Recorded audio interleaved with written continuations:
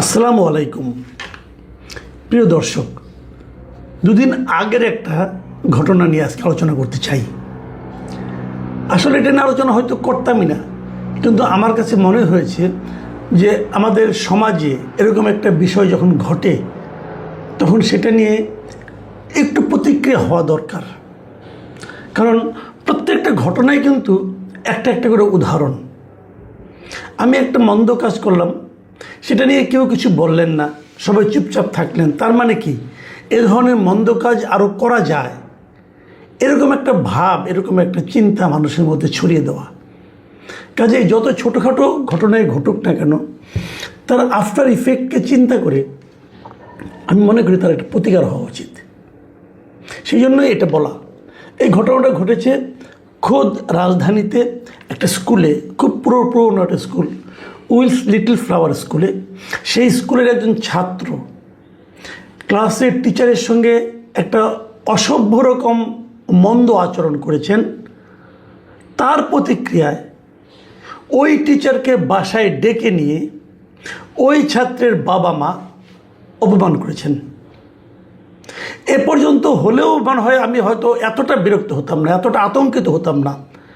কিন্তু আতঙ্কিত হলাম ওই কারণে যে ওই ছাত্রের, ওই বেয়াদব ছাত্রের যারা বাবা মা, তাদের বাবা যিনি, বিশেষ করে উনি একজন উচ্চ আদালতের বিচারক, এবং উনি ওখানে যে শিক্ষকের বিচার করা শুরু করে দিয়েছেন। নিজের বাসায় চা খাওয়ার দাওয়াত দিয়ে নিয়ে যেয়ে উনি বিচার করেছেন, শিক্ষকের বিচার করা আরম্ভ করেছেন। এবং সেটা কি, যে তার ছাত্রের কাছে তাকে মাপ চাইতে হবে। অপরাধটা কি? অপরাধটা হলো, তাহলে অপরাধটার কথা জানতে হলে আপনাকে একটু ডিটেলে যেতে হবে। আমি সংক্ষেপে একটু ডিটেলে যাচ্ছি। এ মাসের 16 তারিখের ঘটনা, এবং সেদিন ওই উইলস লিটল ফ্লাওয়ারের 10ম শ্রেণীর দিবা শাখার সহকারী শিক্ষক দয়াল চন্দ্র পাল, তিনি ক্লাস নিচ্ছিলেন। উনি হলেন পদার্থবিদ্যার টিচার। উনি ক্লাস নেওয়ার কালে তার একজন ছাত্র, ওই যে বেয়ারা ছাত্র যার কথা বললাম, সে তার স্যারকে বারবার ইরিটেট করছিল, বিরক্ত করছিল। বলছে, স্যার আমাকে এটা একটা বই দেখিয়ে বলছে, এই বইটা আমি একটু বুঝি না, এই চ্যাপ্টারগুলো আমাকে একটু বুঝিয়ে দেন। ওটা ছিল একটা বাংলা বই। তো এই দয়ালচন্দ্র পাল তাকে বলেছেন যে আমি তো পদার্থবিজ্ঞানের টিচার, তুমি এটা বাংলা স্যারকে, যিনি বাংলা পড়ান, তুমি তাকে জিজ্ঞাসা করো না, আপনাকে দেখাতে হবে। বারবার ইরিটেট করার কারণে সে এক পর্যায়ে তাকে যে একটু উবু হয়ে দেখাতে। আমি যে তথ্যগুলি বলছি এটা ছাত্রদের ভাষ্য,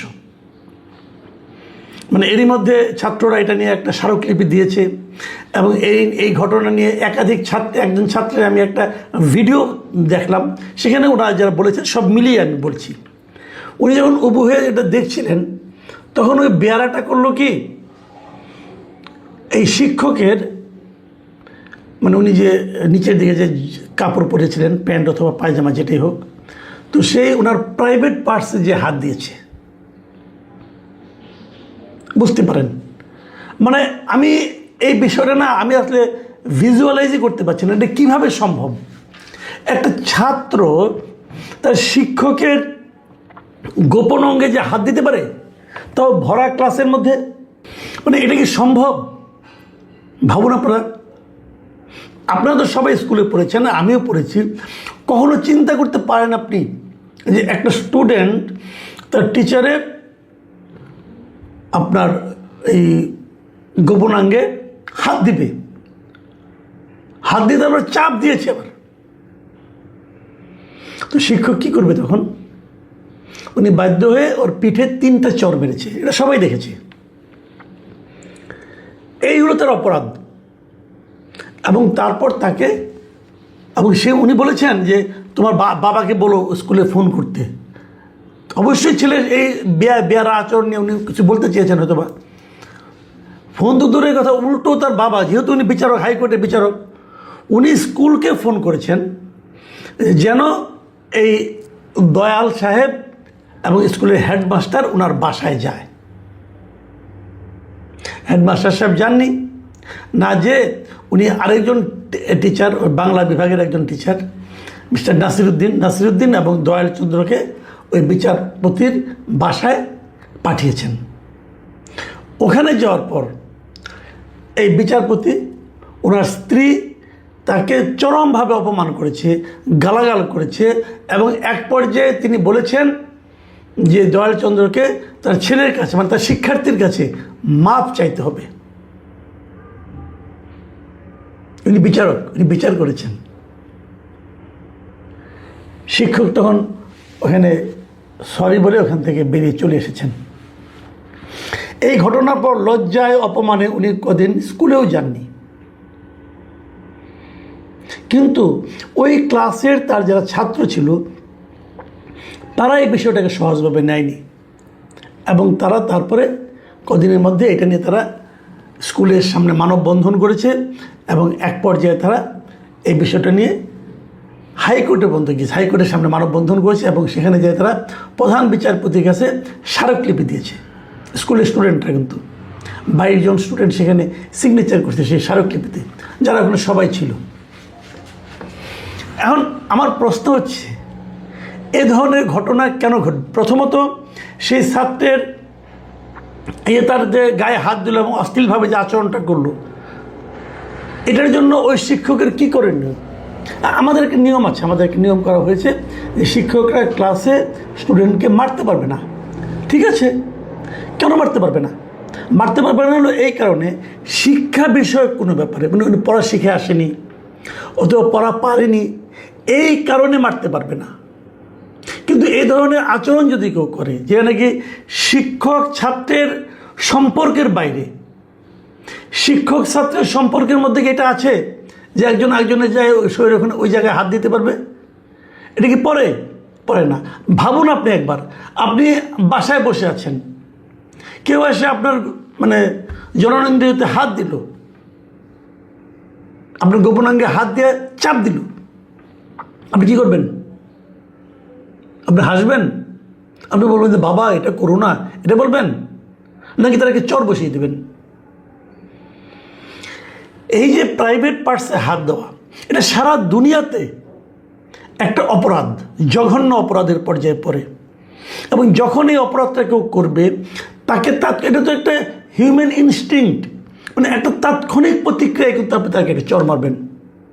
আর সেটা ছাত্র, তারপরে ভর ক্লাসে অন্যদের সামনে সে যখন এই কাজ করে, কত বড় বেয়ারা হলে পর, কতটা বখাটে হলে পর, কতটা নিয়ন্ত্রণহীন হলে পর একটা শিশু এরকম করতে পারে।